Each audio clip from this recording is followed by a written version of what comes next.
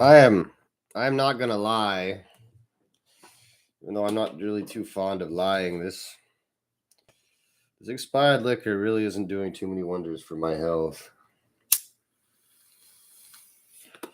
I've absolutely become lethargic, but I just can't stop. I can't stop consuming the expired liquor. It slides down my throat like it has like the consistency of like cough syrup. It doesn't. It almost like congeals on the way down. I can only imagine what kind of like havoc and hell is occurring within my guts at this point.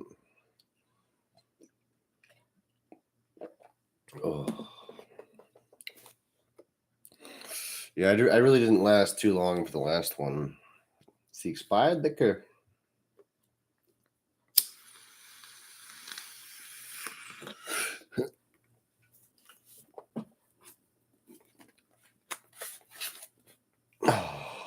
He was falling.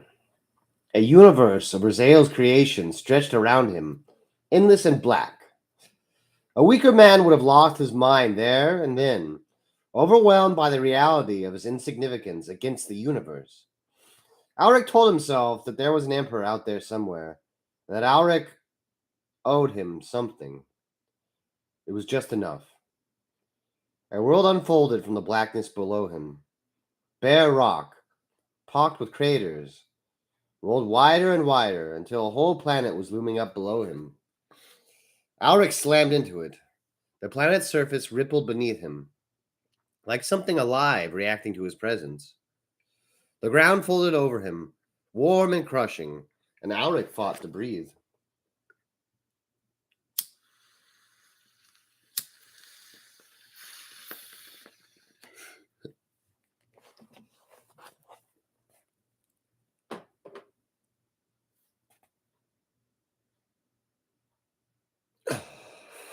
Alric fought to find something real.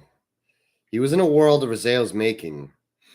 It had got inside his mind, and it was pulling strings in his imagination and memory to create this place. It had got in. Such a thing had never happened to a Grey Knight, ever. Raziel the Cunning had said it would possess him, and it was only a few steps away from doing exactly that. With the color of corn switching off his psychic shield, Alric was alone with his wits. Grass was growing beneath him. He got to his feet as it spread away from him like a green stain. The landscape in the distance heaved into the hills and mountains. Deep scars sank into the land and filled with water. Heavy fronds of a forest bending over the banks. Trees unrolled from the ground like hands toward the sky, surrounding Alric in a dense jungle. Vines writhed around the trunks that blackened with age and moss. The ground underneath became soft, with simulated centuries of growth and decay. The first creatures of this world inside his mind winked into life, jeweled flying insects, night-furred predators that stalked along the branches, and birds of brilliant colors. The sound of the place descended around him like a cloak. The wind among the trees, howls, and the distant roars of predators. The sky was streaked with cloud. Distant mountains were crowned with snow. The sound of a waterfall nearby reached Alric. He stood in a clearing of the forest and looked down at himself. He was still wearing the remains of the armor in which he had fled the arena of Gorgath. He was still the same person. No matter what happened, Alric existed. It was the only fact of which Alric could be certain. Raziel! Yelled Alric. Raziel! Yelled Alric. Demon! A Grey Knight never knelt before witchcraft, and I shall not be the first. Only the gentle din of the jungle answered him. Alric looked around, noting how the forest was darkening as it thickened around him. He could stay there forever, hiding in fear from the demon inside him. Or he could find it and fight it. Alric tore branches down that blocked the path in front of him. He wished he had a weapon, but he would worry about that later. For now, he pushed on. You know, yeah, fate itself can just seem so overwhelming. Um, what it's it's it's one thing for me to say that a lot of times our thoughts aren't real, but it's our thoughts are means by which we perceive reality. So, um, I guess it's just perspective. You want to find that right perspective.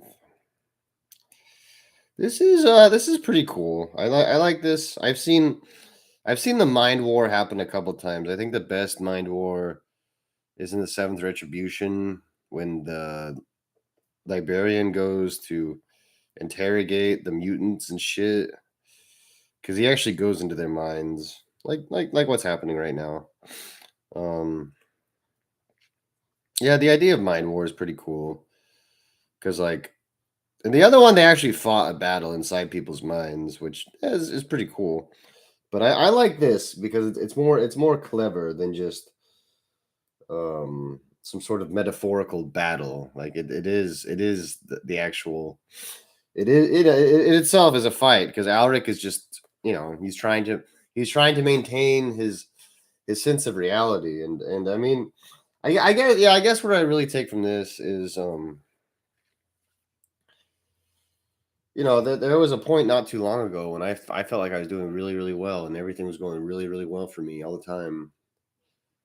But now that even though that isn't there, I still have to continue to do really well, even though I don't feel like it. And that's what's hard. So I think that's what he's going through, is that still doing well, even though you have that loss of confidence.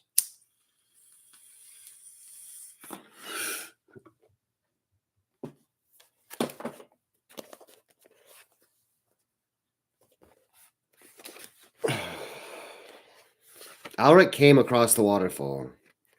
It was floating. It was flowing from the shattered skull of a titanic creature that seemed to have lain there for thousands of years, fossilized and claimed by the jungle.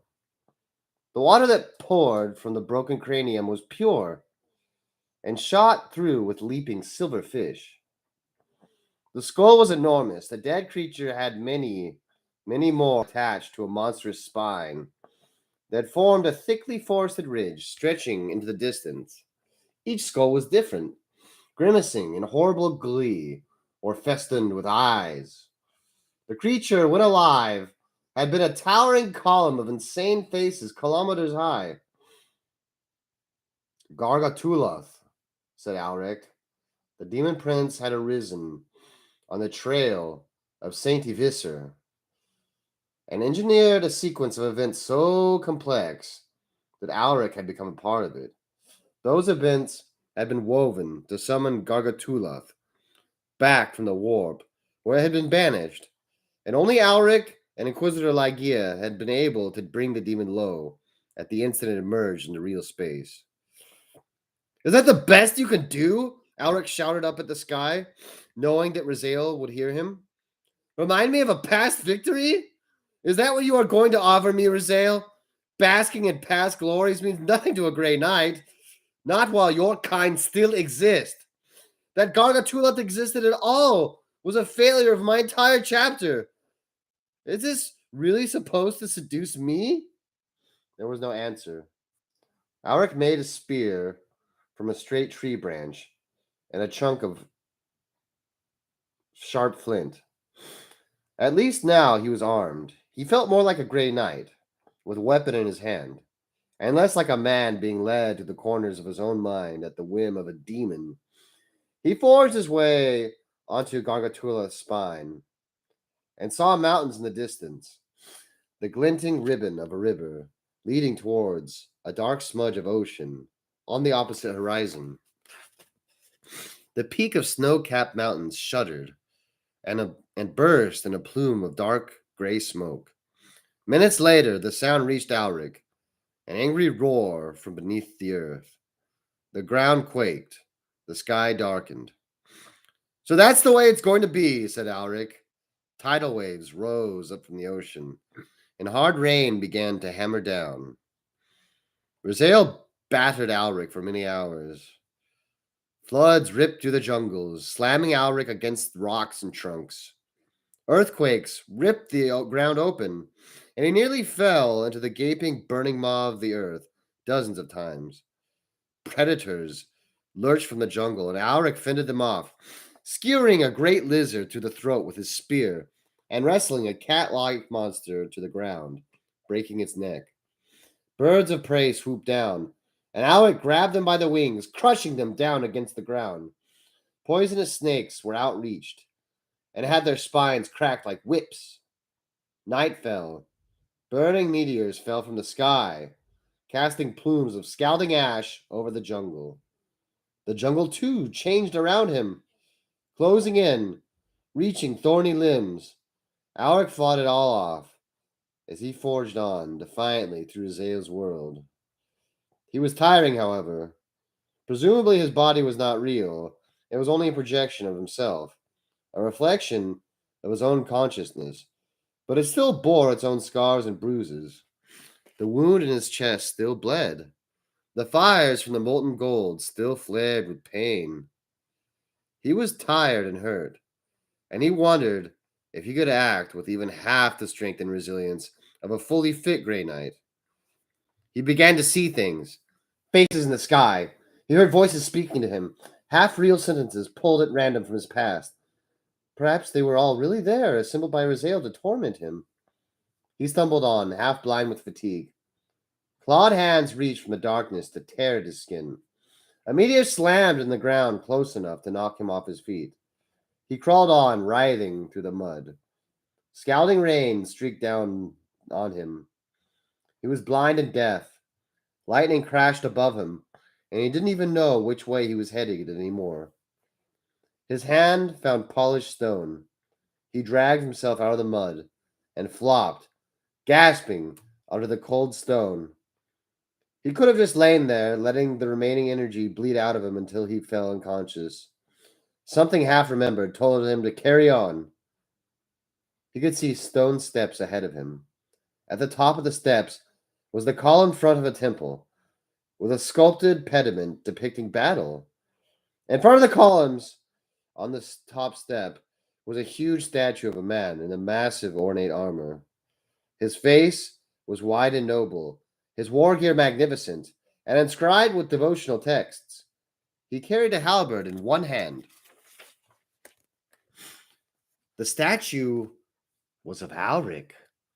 This was his temple, the one erected in the warp to celebrate all the skulls he had taken on Draakasi, and perhaps all the creatures and demons he had ever killed. He crawled up the steps. Lightning split the night again, and the rain hammered down on him. At least there was shelter here. Someone was standing between the columns. The dull glow of a brazier emanated from behind the figure, glinting off golden offerings to Alric the betrayed. Draakasi was just able to make out the details of the figure. Why did I do that? Why did I... Proper nouns get me sometimes. Alric was just able to make out the details of the figure as he reached the top step. Just the car Tancred, huge, like a standing stone in his Terminator armor, reached down to Alric. He smiled. Take my hand, Alric. It's over.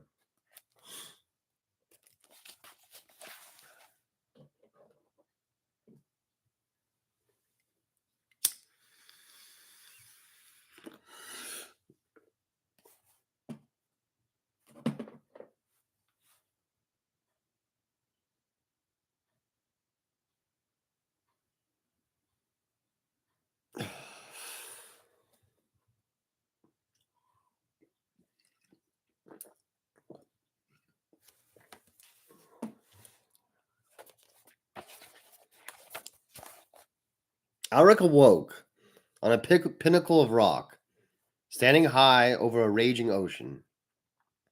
He did not recognize this world. Perhaps it was another part of the same planet Raziel created in his mind.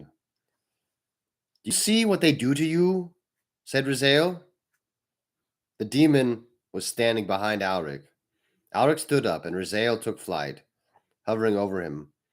Do you ever put down your implements of death long enough to realize? End this witchcraft, shouted Alric. The wind whipped around his ears, sharp with the taste of the sea, and stole his words away. What is a man? Said Rizael. If he means nothing to his fellow men, if he is an island, cut off from all others, what kind of existence is this, Alric?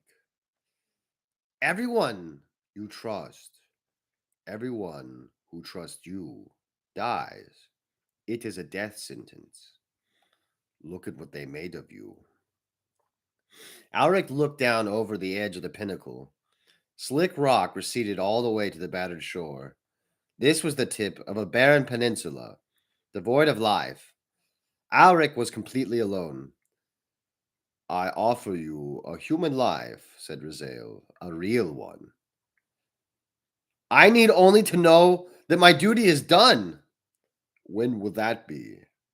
When all of chaos is gone and the warp extinguished? Such a thing cannot be, and you know it as well as I do. What is the point of fighting a battle that cannot end when the sacrifice you make is everything that makes a human what he is? A human life, Alric, happiness, fulfillment. I show you now what you are. Let me show you what you can be, free of your imperium, free of the duties you cannot fulfill. Let me show you contentment. Burn, demon! Pick your hell and stew there! Was there ever a prisoner who so loved the bars that kept him captive? Let go of this, Alric. All that sets you apart. No man can expect to be more than human. Give up on that dream and live. Rizael was right. Alric was completely alone. Set apart from the human race, he was sworn to defend. He looked once at his reflection and accepted that it was a small price to pay. Every servant of humanity had to make a sacrifice to their duty. This was Alric's. Alric looked up at Rizael. Then he stepped off the edge of the pinnacle and fell. He plunged into the ocean, and the ocean became air. It was a void without light or substance, only the wind in his ears. Take what you want, said Rizael's voice in his head. Take it. What is there to existence but that? The cold void tore at Alric. It had fingers like ice, and it would tear him apart. Alric wanted to land somewhere to get his bearings and find Rizael so he could work out what the next trick was. Land appeared under him, and Alric thudded into it. It was dry and sandy and went on forever. He wanted to see where he was. A sun bloomed in the eye like a white flower. Alric looked around, but the featureless plain stretched in all directions. He searched for some landmark to get his bearings by. He glimpsed the city in the distance. It was a fine imperial city, with the buttresses and granite eagles familiar to him from the fortresses of Titan. Suddenly, he was there at his threshold. Take what you want, said Rizael. Power, thought Alric. The power to conquer and do my duty. The power to destroy evil. He was the city's king. His court surrounded his throne, bowing before him. 100 imperial nobles and representatives, all of the Adepta. He had an inquisitorial seal on his finger and a document in his hand, signed with the initial I and a drop of blood. It gave him the world and all the worlds upon which his imagination could settle. I want you dead, said Alric. You and all your kind dead. He was at the head of his city's army. Only it was not a city anymore. It was a kingdom, one of many on this world, that all owed him fealty. He was in armor as magnificent as that of a Primarch, and the soldiers around him were space marines, legions upon legions of them, millions of them, and they revered him as a king and a brother. There was nothing they could not do.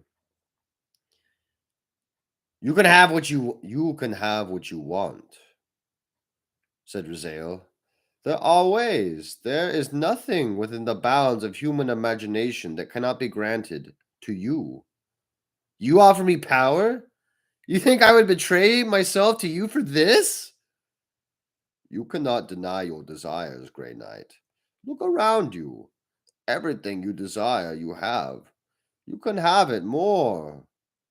Forever. Alric wanted lightning in his hand to strike down the demon. He had it. He wanted Raziel in front of him, ready to execute. The demon was kneeling before him. All he had to do was take what he wanted. All this I desire. It is true, said Alric.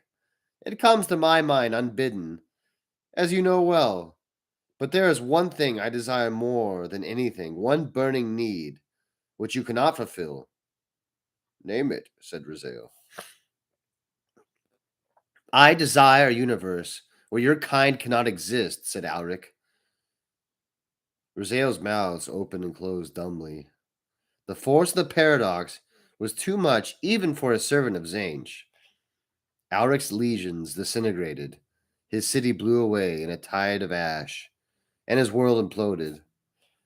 Alric was at the end of time. Before him, impossibly, a battlefield stretched on forever, and he perceived every inch of it. Mankind had gathered, every righteous man and woman who had ever lived and died. Here were the Primarchs, sanguineous, achingly beautiful on the wings of silver feathers. Leman Russ, striding titanic at the head of a host of wolves. Jagati Khan, in a chariot made from the stars. The greatest legends of the Imperium had gathered, and behind them the Space Marines and Imperial Guardsmen, the simple citizens and redeemed sinners, who had rallied to face evil at the end. The Emperor commanded them all. Clad in blazing golden armor, he was the most magnificent sight that Alric's mind could behold. Majesty streamed off him. There could be no doubt that he was the master of mankind, a god, humanity's future given form. Alric's fallen battle brothers stood around his golden form. He recognized Thane, who had died on Sarthus Majoris, Lycos and Cardios, lost on Caesaronia, Canoness Ludmilla, slain by Valinov on Volcanus Ultor, Justicar Tancred, Inquisitor Lygia. Justicar Alric, said Tancred with a smile. Tancred was huge, even by the standards of a space marine, built for the Terminator armor he wore. He clapped Alric on the shoulder. You have joined us. We are complete. This is it? This is the final battle? Of course. The sons of Russ call it wolf time. To Khonsmen, it is the hunting of the greatest quarry. To a Grey Knight, it is the final battle against the enemy. See? There they stand, waiting to die. Alric followed Tancred's gaze across the battlefield. The indistinct, shadowy mass of the enemy stood waiting for the Emperor's charge. 4 mighty generals loomed in the background. One crowned with horns, another a wizard in billowing robes. One was a writhing snake-bodied thing, and there was a bloated heap of decay. They were mighty, and they were terrible, but they would fall. They could not stand against the Emperor and his faithful. It cannot be. I have not earned this. A hand took his, tiny in comparison. It belonged to Inquisitor Lygia. She was an aging but handsome woman, striking in her deep blue jeweled gown. Alric admired her as much as he admired the grand masters of his own order. She smiled at him sadly. Why do you deny yourself, Alric? She asked. You have done so much. Who is to say You have not won your place at the Emperor's side. Look, there is the Castigator, the demon you destroyed on Caesaronia. Aura could see the demon titan's form among the shadows of the enemy. And there is Gargatulith, the demon prince we slew together. Think on all those foes you have sent to this place. Think about all those you have saved. You redeemed me, Auric. My death was not in vain, and I owe it to you. There are so many like me. Are they not worth something? She took hold of his arm and pulled him close. You belong here. You deserve this. Your duty is here. Is Rasael there? Asked Alric. It matters not, said Tancred. He is one amongst many. He is nothing compared to others you have vanquished. You are just one man. You cannot hope to banish every demon from the universe. Those are not the words of a Grey Knight, said Alric. While even one of them walks in real space or broods in the warp, our work is not done. I will not stay here unless Rasael is there, destroyed, among the enemy. Is he there? Can any of you see him? You disappoint me, Justicar, said Lygia. I thought you would understand your role in the galaxy better than this. Those are not the words of Inquisitor Lygia, said Alric. He looked up at the golden form of the Emperor towering over him. It was staring into the sun. It was like staring into the sun. And you, my Emperor, do you see in me one who deserves his place to be here? One who lets his consciousness slip away from him while a demon dances through his mind? One who is brought into the presence of the enemy and cowers away from his duty? The Emperor looked down, 100 mouths open in his face. Is this all you could do, Rasael? Is this the best you can offer me? A sham victory against the warp? Is this what you will play over and over again in my mind as my reward? I am getting closer, Grey Knight, said Rasael. You cannot deny that. It is only a matter of time.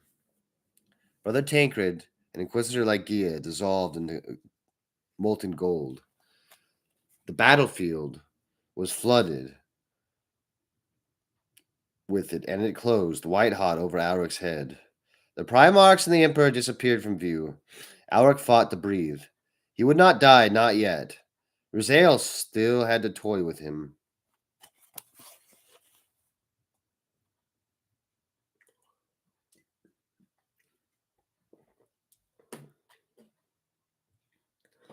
The battle at the end of time, I realize now that this is the book that gives really the most vivid picture of what it would be like.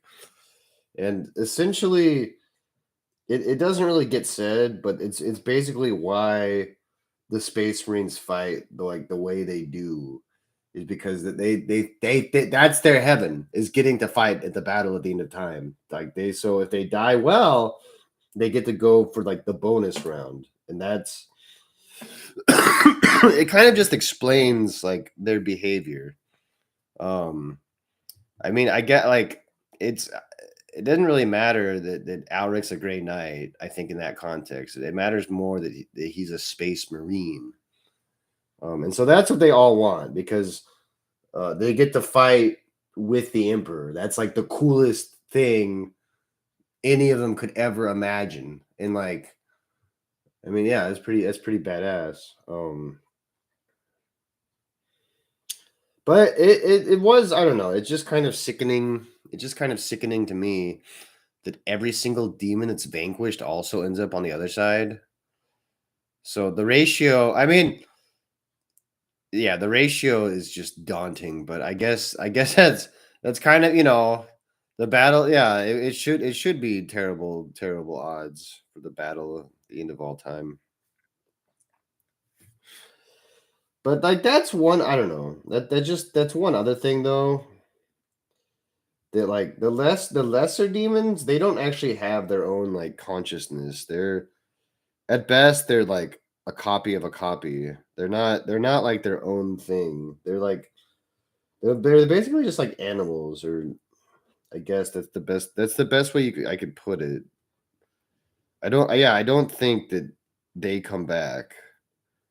I think unless there's like some silly like ritual specifically for that, or some sort of Nurgle-esque like something to do with their corporal form or something.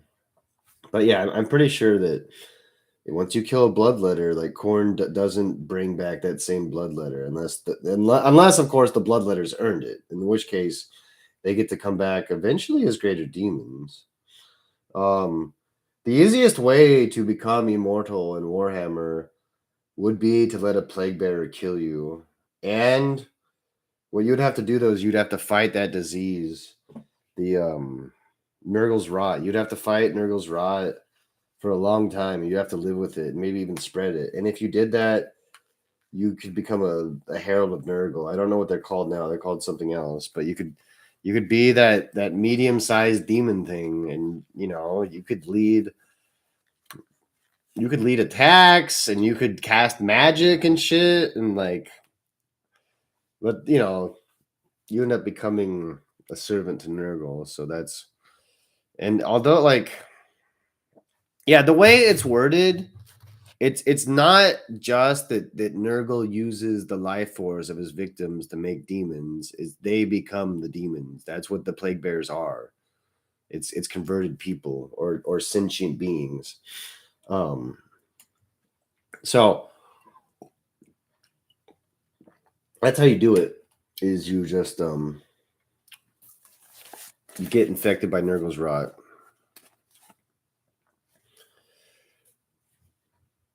He drew a ragged, desperate breath. His hand found something to hold on to, and he dragged himself above the surface of the golden ocean. A tower of frozen blood rose above him. Auric laid a hand on the blood.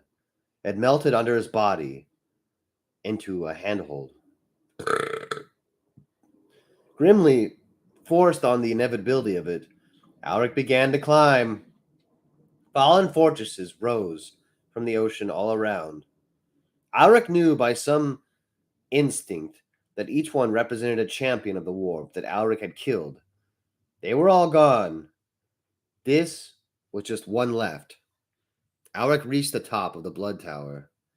The melted blood was smeared all over him, and its smell and taste filled him up. The whole world seemed made of it.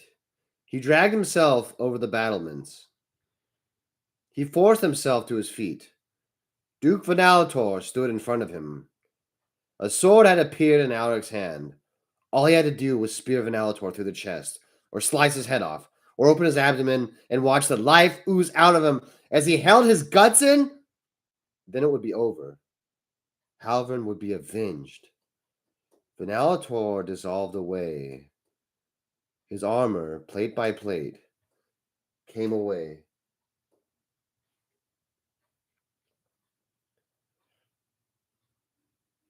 Finally, his two-handed blade clattered to the floor and liquefied like mercury. There was nothing inside the armor. Venalator, like this whole world, was a lie. Did you think you would find him here? Rip him apart and vanquish him? This is in your mind, Auric, said Rizeo. The demon descended from the dark sky on silver wings. Venalator is very far away. If you tried to hunt him down without me, he will stay just out of reach. You know this, Auric. He is too strong and too clever for you. I am the only way.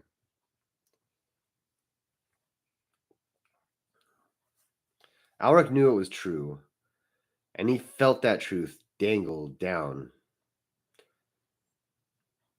He felt that truth dragging him down. He could deny it, but he knew he would be lying to himself.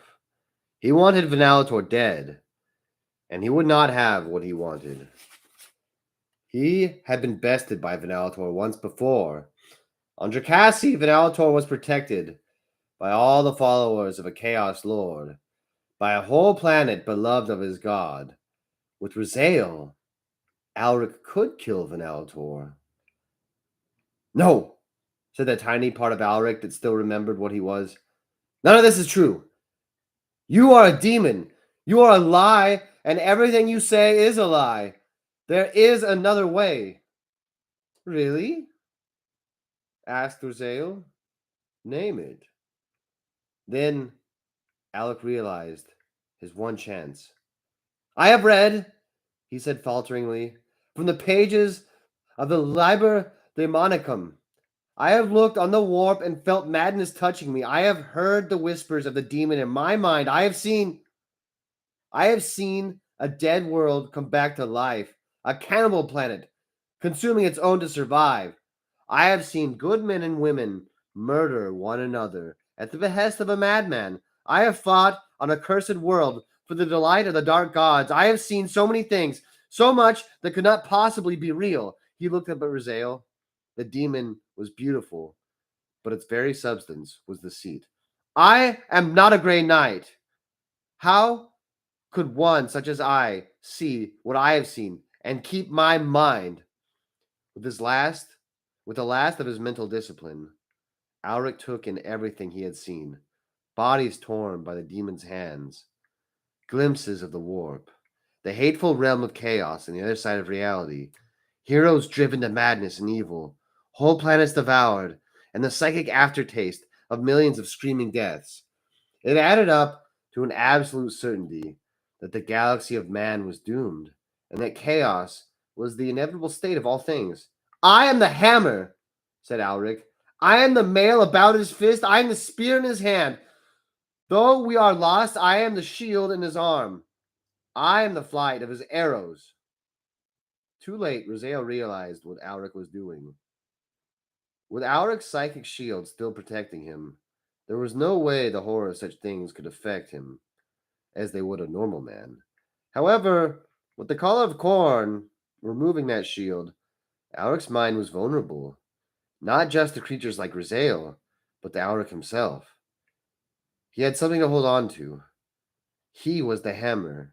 He was a Grey Knight. He grasped that idea and clutched it with both his hearts. It was all he would have left. It had to count. I am the hammer, I am the sword, I am the shield. I am a soldier of the battle at the end of time. Alric let all the horror hit him at once. Everything he had seen, everything he had done, the friends he had lost, and the lives he had taken. No, yelled Rosael with the voices of 100 mouths. Alric lost his mind.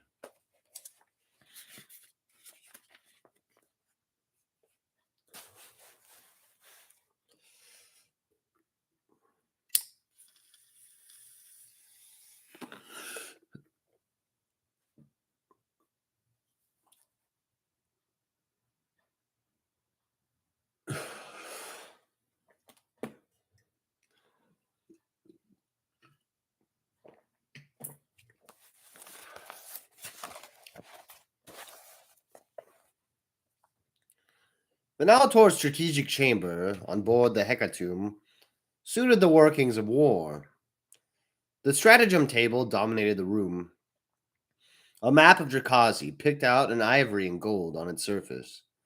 The rest of the room was in darkness, so that Vanalator could concentrate on the matter of his campaign against Agathrax. Vanalator wore the robes of a priest of Khorne, and his sword was propped up against the table. The two-hander never left his side. The demon will be dealt with in due time, said Vanalator impatiently. Just tell me the latest casualties. The scatheless slave master held a scroll in his forelimbs. It unrolled the scroll with its mandibles. The hand has been struck.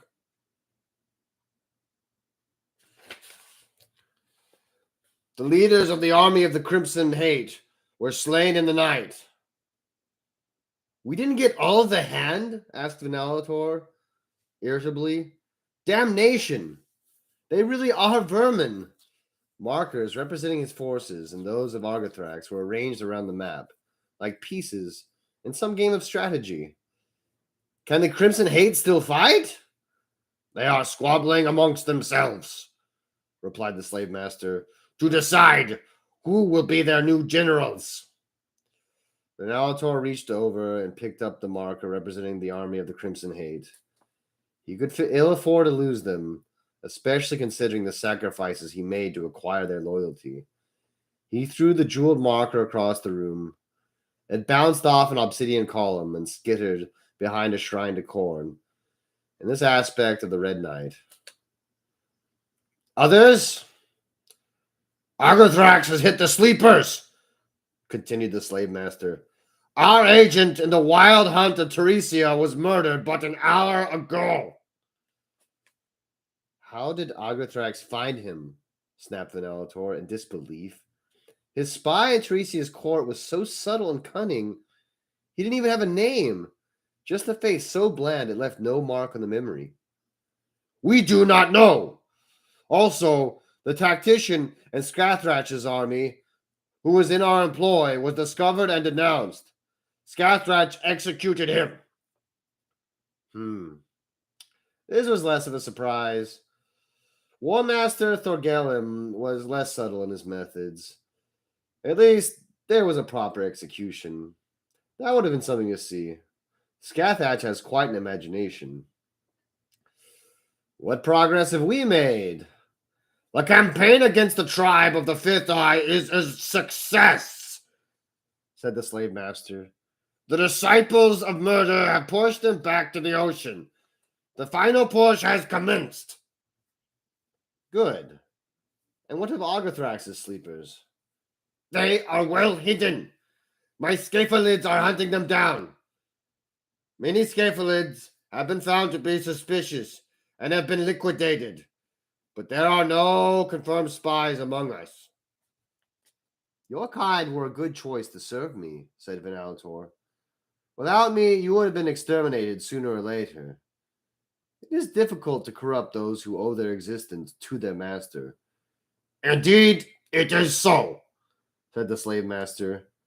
But there was no indication in his cultured Imperial Gothic of whether it took this as an insult or not. Venalator sat back on his throne, a black stone echo of the fabled skull throne, upon which Khorne sat while observing all the murders committed in his name.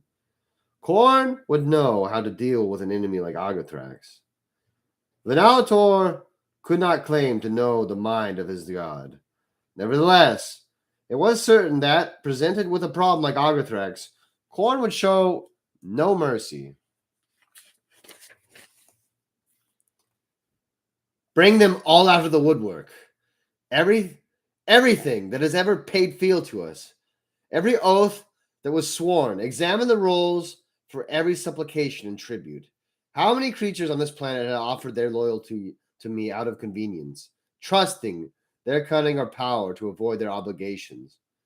Show them they were wrong. Venalator stood up. Use the army of the Crimson Hate to enforce this in the open. Use the rest of our sleepers to do so in the shadows. I can always get more followers. It will leave us open, my lord. Venalator looked at the slave master in its many eyes.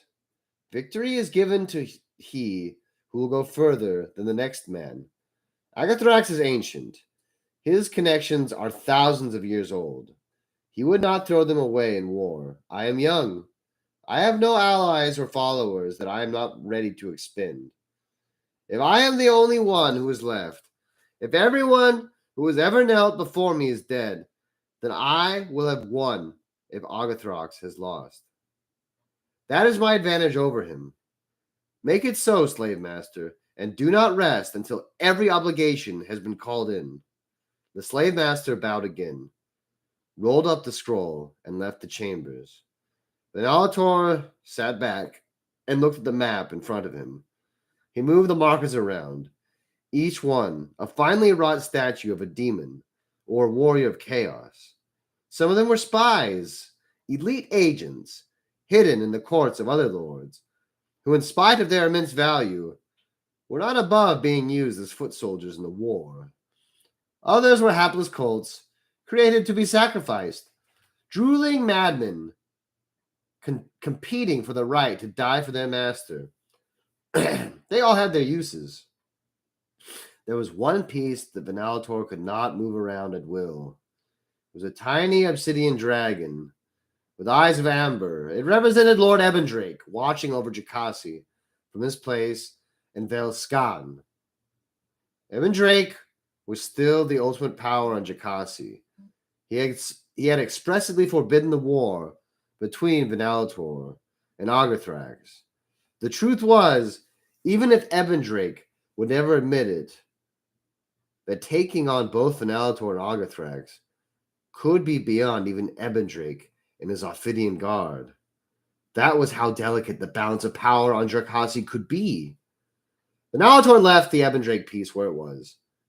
He would deal with the lizard when the time came.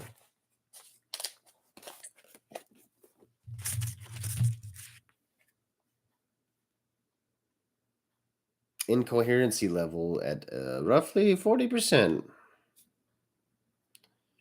40%.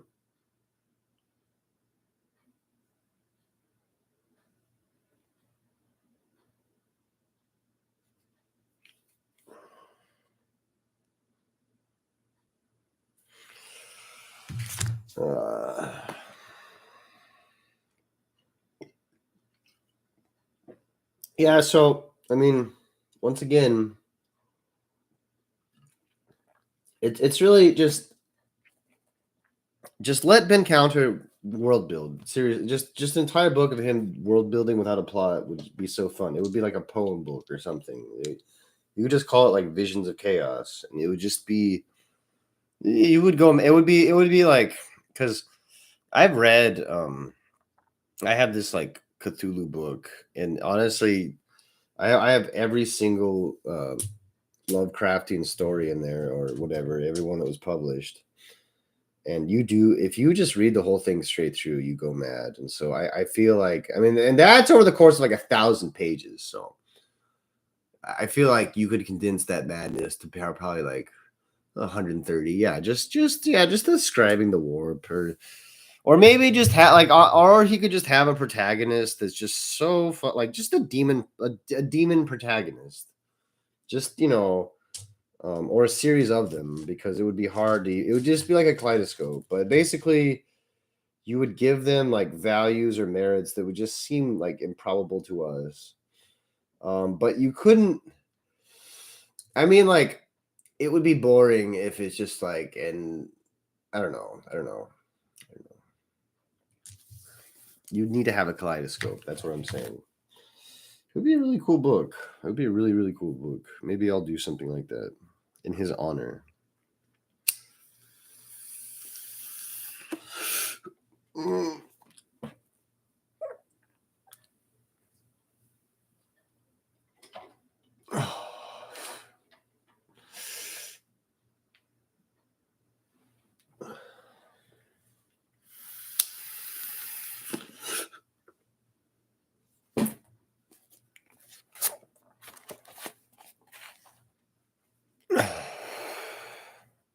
Alric was still there. It was a very small part of him, a fragment of lucidity, and it was trapped. The rest of his mind was a dark ocean, and he was crushed on the bed of his deepest trench. Like deep-sea predators, like the feral killers of the warp, venomous things coalesced from the darkness. Shards of hatred and misery, regrets, and the memories of violence, filtering through his unconscious mind, looking for a personality to devour. He was the hammer. The prayer kept him intact. He had a duty, encompassed by the prayer, and that duty was his reason for existing.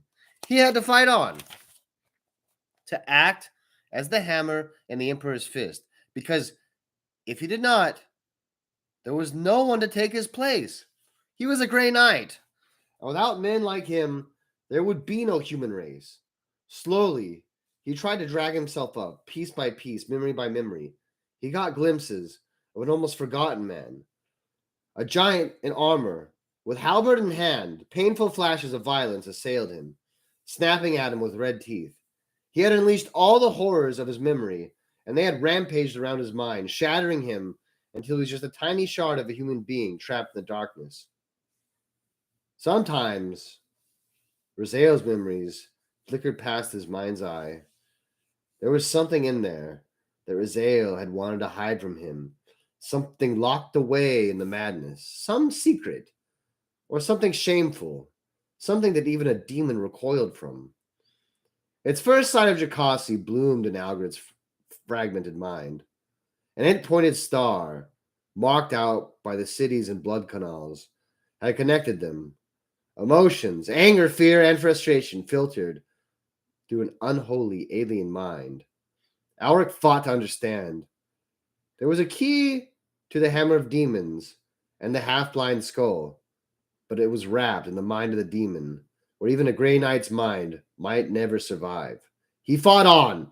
The prayer echoed endlessly as he fell through the void of his mind. Then slowly, gingerly, clinging to the prayer like a rope, he reached up towards the surface.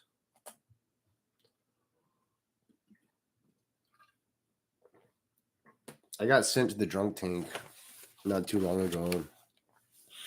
And they want you to like pass out. They keep you there so you just get so bored you're just like, okay, I'll just go to sleep. But I sang army songs the entire time. I sang the same 3 army songs loud, and then I remembered a 4th one after like the 2nd hour. And so I didn't fall asleep because I had those songs to keep me going. There's something to say about it, you know. Because I didn't believe I needed to be there, and so I sure as fuck wasn't going to submit to them. I was not going to submit to them. It was unjust, unlawful. They threw away my bong and my pot too. That was the worst part. They threw away my drugs. So I had to get more pot and I got this bong. So that's the story of how I met this bong.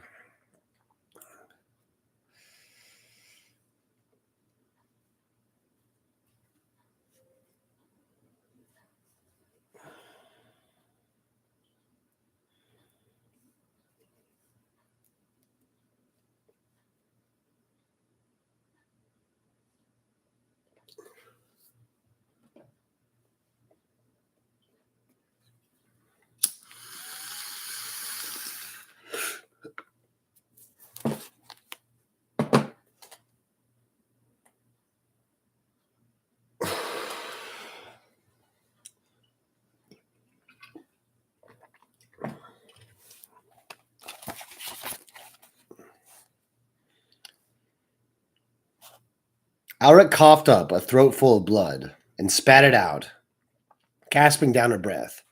He almost gagged on it. The stench of rotting bodies was so familiar to him that for a moment he wondered what horrible thing he was. He was Justicar Alric. He was a Grey Knight. He knew it to be true, and they felt like the thoughts of a stranger intruding on his mind. Then there was pain, screaming from his hands and shoulders. It hit him in waves, each stronger than the last, leaving him nauseous and dizzy. He had never felt so physically weak, even during those punishing battles which surfaced muted in his memory. He took in a couple more heavy breaths. His ribs ached from the force of his lungs sucking the oxygen into him. His head cleared a little, and he remembered that he still had 2 working lungs. He risked opening his eyes. The yellow sun burned in a white sky. The scorched desert was strewn with titanic bones, so enormous that they must have belonged to truly immense creatures in life.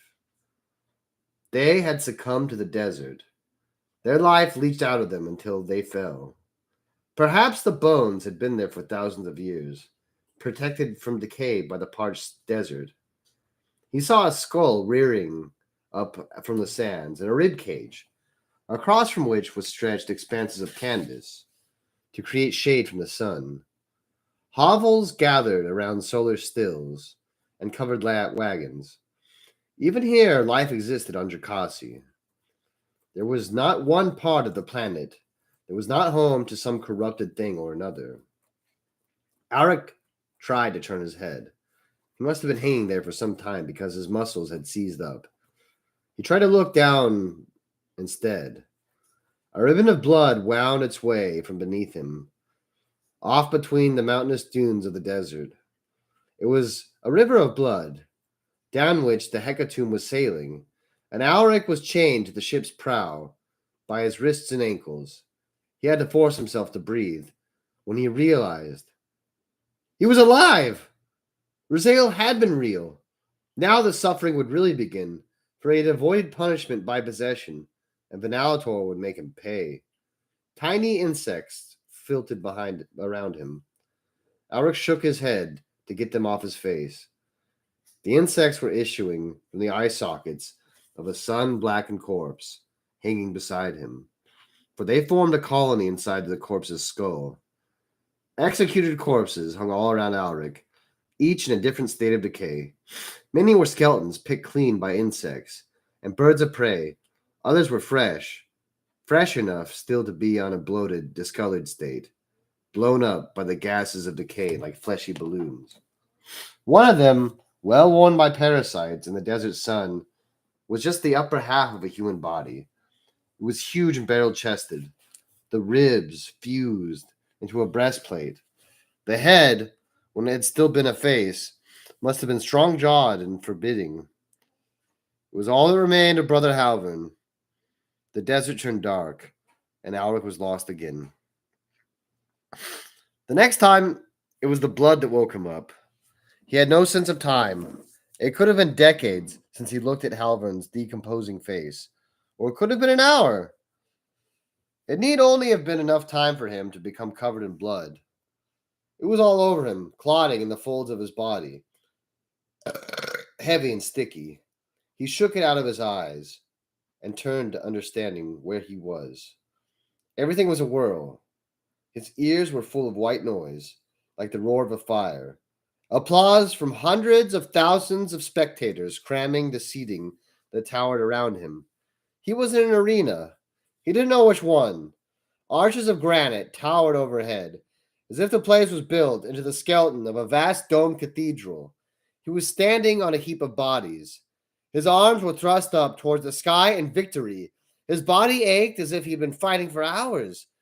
His hearts were pumping adrenaline through him. The bodies were beastmen and mutants, mixed in with arena slaves. Alaric looked down at them, seeking some understanding of what he had done. They had been killed with bare hands, skulls cracked, limbs snapped, necks broken. Among them, Alaric saw men in the ruined uniforms of the Imperial Guard, men of the Harathan armored cavalry. Other gladiators were fighting in the arena, finishing off the flood of lowly arena slaves and captive mutants that had been sent out to fight. Alaric didn't recognize them, but they looked well armed and trained, chosen slaves from the stables of Draakasi's lords. One was a mutant with two heads, one tearing flesh from the bones of a slave, while the other whooped in victory at the crowd. Another was a giant armored warrior, pulling its helmet off so it could shower its face in blood. Alaric's stomach lurched when he realized the warrior was a woman. The female warrior walked over to him and clapped him on the back. Alaric looked up at her.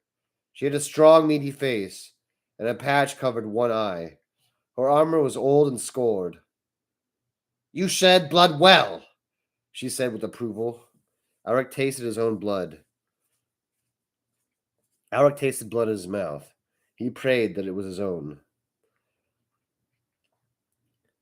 "Is there any here," yelled the woman to the stands, "who would challenge the betrayed?" The crowd cheered on. Alaric had been the star of the arena that day. They would not soon forget him. Alaric had seen enough. He could do no good. He was better off oblivious. He let himself shatter again, and the darkness bled through the cracks to consume him. Mania, mania, mania.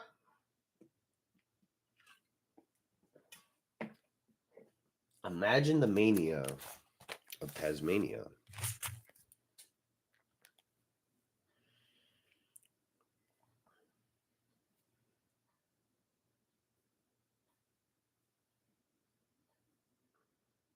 A gold trigger.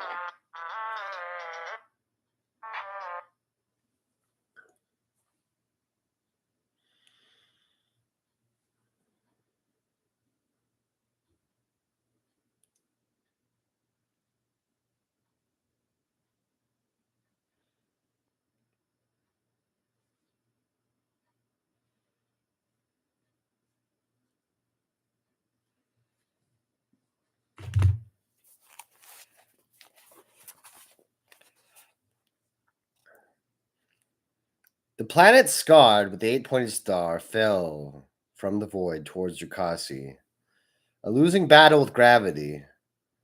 This was what Raziel had seen. He had let the image slip from his mind as it tried to possess Alric. It had tried to hide it, and that fact made it important. More, deep blue and gold, a shrine, dozens of shrines, built to imaginary saints, a religion built on lies, its followers oblivious, sacrifices, betrayed men and women, pilgrims and fanatics, lured to their doom. Raziel had come to Draakasi. It was no accident that had brought him there. The truth of his arrival had been kept from Alric, but it was still there in the sea of profane knowledge that had flooded into Alric's mind. Alric held on. It would be so easy to give in and lose his mind completely. It would be such a relief. He would never have to confront the things he was doing in his madness or be confronted with the possibility that his duty might never be fulfilled. It was the simplest thing in the galaxy to let him sleep away and end it. But he was the hammer. He fought to keep hold of the prayer's meaning. Without him, and men him like him, there was no galaxy. There was no light burning at the heart of the Imperium to ward off the darkness. He understood there was only madness and death. He was aware of a great space around him, echoing with the sound of a chisel against stone. Alaric was standing in a cavernous hall. It looked like it had once been a great meeting place. Its ceiling was of stained glass, missing so many panes that the design was impossible to make out. The place was half ruined, and the sun falling in shafts through holes in the once ornate walls. A grand staircase led to nowhere, and weeds were breaking through the floor. Chunks of cut stone where half-finished statues stood everywhere. In front of Alric, a scrawny man worked at a slab of marble with a chisel and hammer. A figure was rising from the stone, broad-shouldered and fearsome. The statue was of Alric. "What armor does my lord desire?" asked the sculptor. "No armor," said Vanalator's voice from behind Alric, "but capture the scars." "I like scars," snickered the sculptor. "So many want to be perfect, but what perfection is there in a flawless form? It is the imperfection that makes all beautiful things. Ugliness, that is the truth. The subject is so ugly. Ah, there is the challenge." Alric tried to turn, but his hands were shackled through a ring on the floor. "And the power," said the sculptor. "Yes, no armor, nothing to cage him." The statue's face was Auric's, but he did not recognize the expression. Arrogance? Certainty? Cruelty? The sculptor was a genius, but the person he had captured in marble was not one that Alric knew. The statue was not that of a Grey Knight, it was of Alric the Betrayed. Vanalator stepped out from behind Alric. He was accompanied by his scatheled slavers, and they formed a cordon around Alric. "You will be remembered," he said to Alric. "No matter what, there will be a place for Alric in the annals of Draakasi. Do you know how many you have killed?" "Not enough," said Alric. He tested his bonds. They held tight. They were unnatural, as fast as the collar around his neck. The scaphoids recoiled, ready with shock prods. "Not enough," said the sculptor, enraptured. "Oh, that is wonderful! Such violence! I have never seen so much contained in one human form.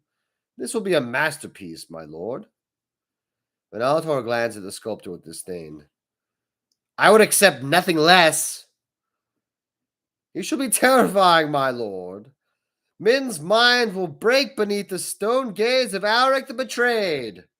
The sculptor went back to the stone of Alric's face, bringing out the large, expressive eyes, and endowing them with such disdain that Alric felt a chill as he looked upon them. This was who he was. This is what Draakasi saw. Alric the Betrayed, a monster to take its place among the greatest champions of corn. He fought the urge to vomit. The image of himself filled him with disgust. He had sacrificed so much under Kasi that he had lost himself.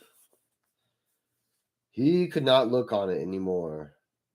He felt himself thrashing like an animal against his chains as his mind sank down again, the cold ocean of oblivion sweeping up to fill him. He was drowning in it, and the world slithered away into darkness. There were other times when the seas parted, and Alric could see through his own eyes.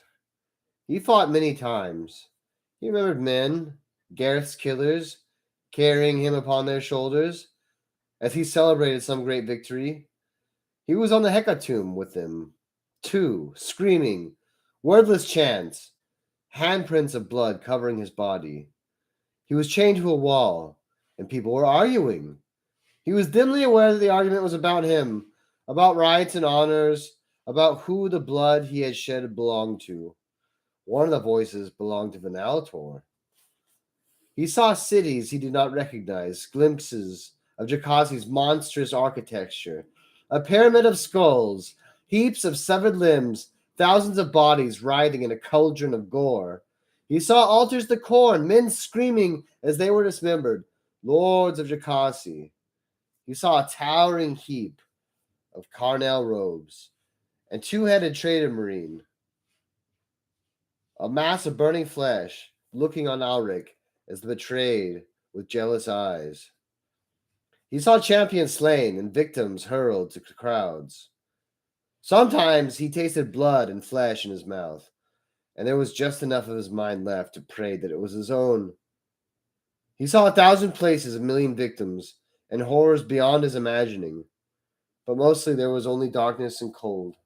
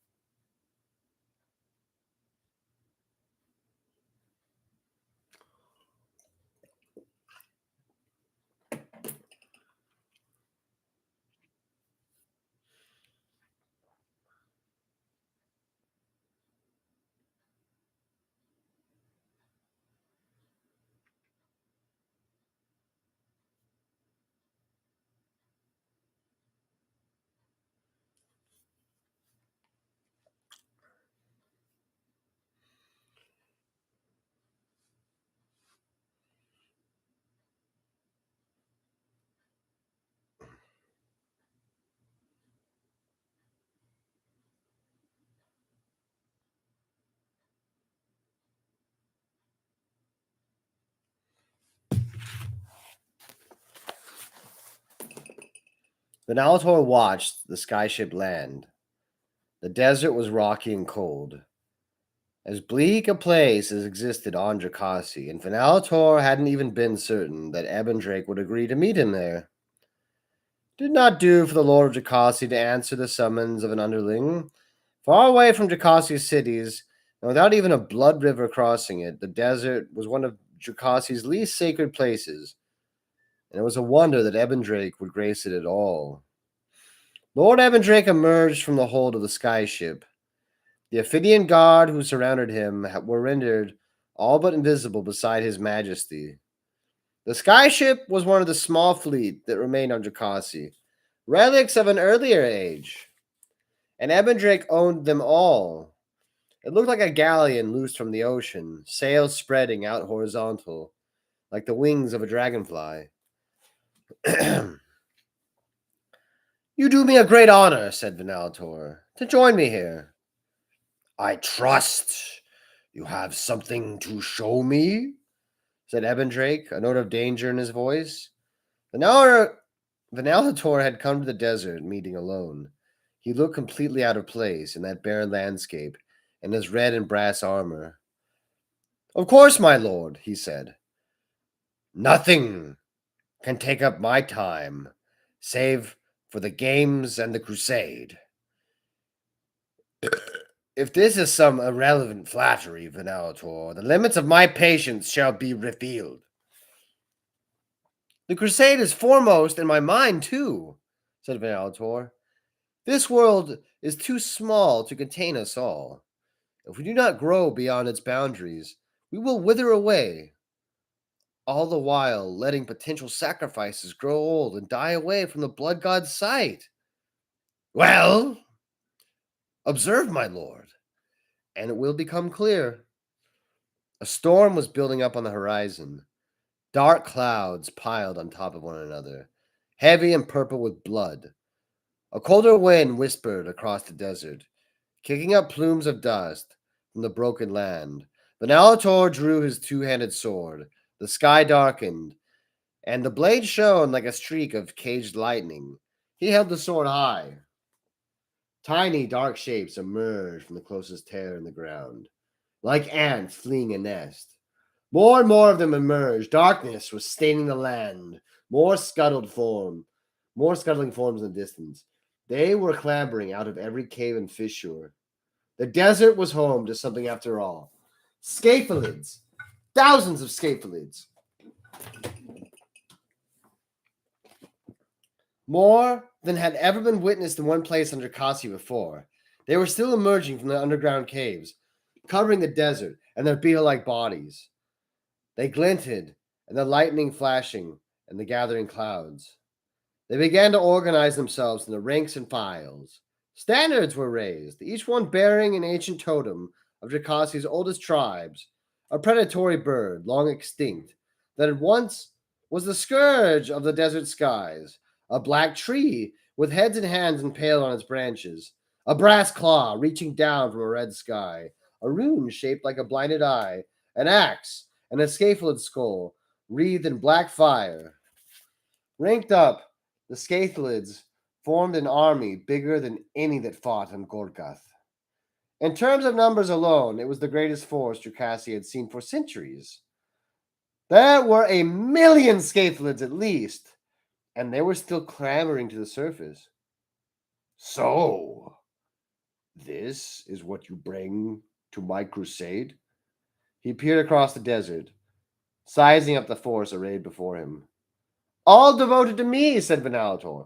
Sworn to me in their entirety. These native tribes of Draakasi have waited long to play their part in Khorne's great slaughter.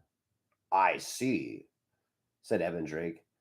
It is fascinating to me, Duke, that you sought out the lowest of this planet's low, even baser than the filth of Gaul, and built from them the army that you believe can put you at my side, from the deepest pits of this planet to the heart of its power. Evandrake turned to Venalator and looked at him with narrowed eyes. The Liar God would be proud of such a champion. Venalator smiled. He would not appreciate me, my lord. I manipulate others to get what I want, but I will not be lied to. We would not get along. Evandrake smiled. So, how many of these creatures will be spent in your feud against Agathrax? The question was supposed to catch Venalator off guard, but Venalator expected it. No amount of subterfuge and misdirection could keep the silent war from Evandrake's eyes. The old lizard probably had thousands of spies in every corner of Draakasi. History, my lord, said Venalator, is done. We are in a stalemate. Soon we will come to an undeclared truce. I have no wish to waste more of my troops, and Agathrax will not risk angering the warp by sacrificing his demons trying to kill me. I would not admit to this to anyone else, my lord, but the feud is done with. You expect me to believe that? When one such as you locks horns with one such as Agathrax, it does not end until one is destroyed. That is, unless a greater power ends it first. That greater power being you? Of course, and I will end it, Duke. If you and Agathrax continue to waste this planet's armies on killing each other, then I will finish the job for you. I will kill you both. You're not too proud to be flayed into a banner of an Alator, and Agathrax is not too great to avoid a banishment to the coldest waste of the warp at my behest. None of that surprises me, my lord, said Venalator smoothly.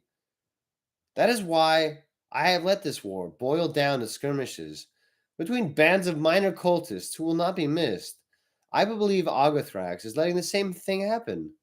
Neither of us will fall back or back down before the other lords, but neither is foolish enough to defy you. Flattery again, sneered Ebendrake. It is also the truth. One of the scaphoids was approaching. It was truly a large and ancient example of the species. The size of a tank, its carapace swollen and gnarled. It was covered in colonies and hives like barnacles.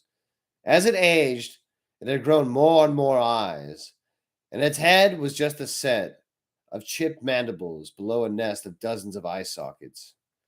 Each eye moved independently, some settling on Venalator and some on Ebendrake. Its like had not been seen on the surface of Draakasi in the current age.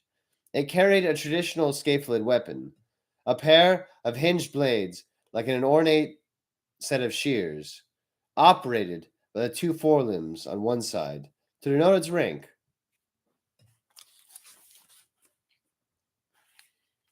General, the tribes answer my call. Of course, Duke, said the general in an accent so thick it was barely comprehensible. Its mandibles forced themselves into powerful configurations to pronounce humans into painful configurations to pronounce human speech. How else could it be? Explain to Lord Ebendrake, said Venalator. Most of the general's eyes turned to Lord Ebendrake. The ancient creature lowered its thorax to the ground in a bow, laying its sheared blade on the ground in front of Ebendrake. Oh, great dark one, the general began.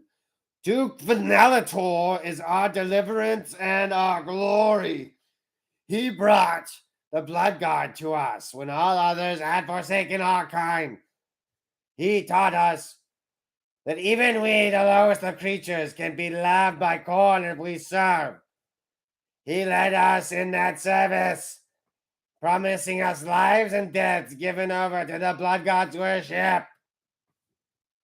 I see, said Ebendrake. And now? Now we have proven our worth, continued the general, and all of us have the chance to serve. This army has lain beneath the earth for centuries, waiting for a champion of the blood god to bring us to the surface. Now that has become reality, I rejoice that I have lived to see the scaphoid nation take its place amongst Draakasi's armies.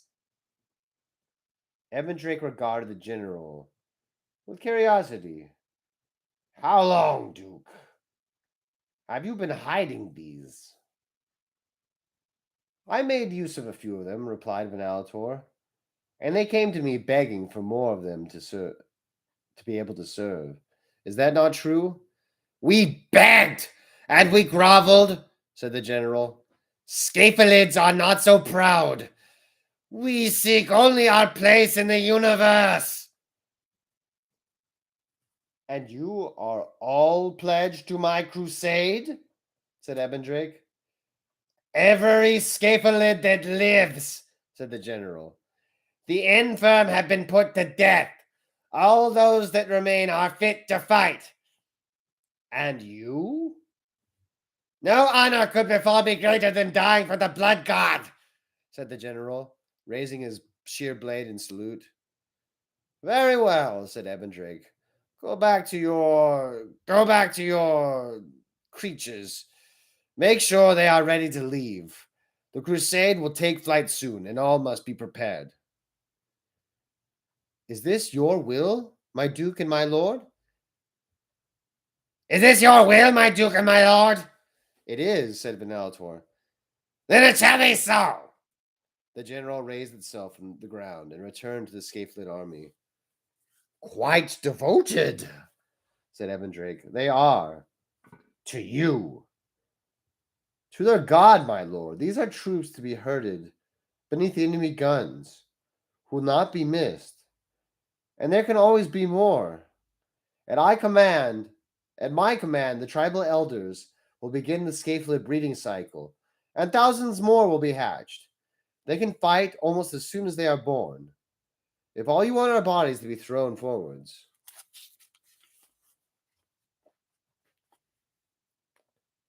You would have this be your part in the crusade, Van Alator? Lord of the vermin? Most would consider the greater honor to be among the elite warriors, those who win the battle, not the masses who die before the battle truly begins. Blood is blood, my lord, said Van Alator. Evan smiled. So it is, Duke, so it is. I have heard much of your Grey Knight, too. His holy work has only just begun, said Van Alator with a hint of pride. Truly, he has become a part of this great engine of worship. After all he has resisted, he has taken quite suddenly to the ways of corn. His fame grows, as does the speculation as to just what brought him into your fold. Did you break him, Van Alator? Or did trickery rob him of his wits? I am a persuasive man, my lord. There is more than that. A space marine would be remarkable enough, but a Grey Knight? Come now, do not tell me that some petty torture or temptation could break such a creature. He was introduced to an ally from the warp. His mind did not survive the encounter. I would have heard of this from the warp. Flaying the mind of a demon hunter would be a matter of great celebration among Khorne's demons. I called upon the services of an old friend. Evan raised a scaly eye ridge in surprise. Rizal? So that story is true.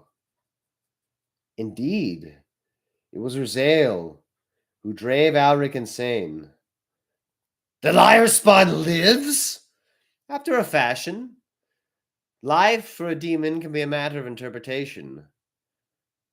I see. One of the liar god's own flesh amongst us. I had not thought such a thing possible. Do you have any more secrets to reveal, Duke? The scaphoids and Rizal were the last of them, my lord. You know all there is to know. I take it that Rizal will not live long to trouble us. I do not need the likes of him disrupting the crusade. He has been a prisoner of mine for some time, since I defeated him. He is just a shadow of what he once was. He will never be free, and he will never oppose the Blood God's will. He serves me now. See that it is dead before the crusade launches, said Evan Drake. I shall see to its execution myself. Good. It will have been well overdue. Evan Drake looked out again across the scathled nation, still assembling on the desert plain. The desert was dark with their teeming bodies, and the sky above had turned a grim purple-gray in response. After Velscon, Duke, make sure that the crusade is your only concern. Of course, my lord, said Van Alator. Evan Drake stomped back towards the skyship with his Ophidian guard. Van Alator watched the great dragon go. Perhaps Evan Drake believed him. Most of what he said had been true after all. Or perhaps the creature would never trust him. It didn't matter either way. Once the crusade got underway, everything would change. Van Alator was rather looking forward to it. Alric was there in Rizal's place. The faces of his congregation were looking up at him, hypnotized by his beauty. He had to fight to keep Rizal's alien personality from taking over his own. The flesh was foul. These believers doomed. Rizal was revolting. Alaric's disgust propelled him out of Rizal's body. He was outside Rizal, looking on. He saw a man of such beauty that he lit up the walls around him. Alric looked away. He could see the demon underneath. He looked around. Deep blue inlet with gold. Sirens, panic. Something had gone wrong. Alric tasted Raziel's anger and the intrusion. The place became dim, and the image of the planet with the 8-pointed star shone down suddenly from the overhead. Raziel raged, almost knocking out Alric with the force of the emotion. Alric knew where he was. This is how Raziel had come to Draakasi. The lie unraveled. Alric finally saw everything that Raziel had tried to hide from him. In attempting to possess Alric, Raziel had let his mind touch Alric's. In that mind was locked the secret of Raziel himself, of Draakasi, and of the Hammer of Demons. Alric saw it now, shining in front of him, unrolling like a chronicle of years. It was appalling, it was terrifying, but it was truth. Finally, Alric understood.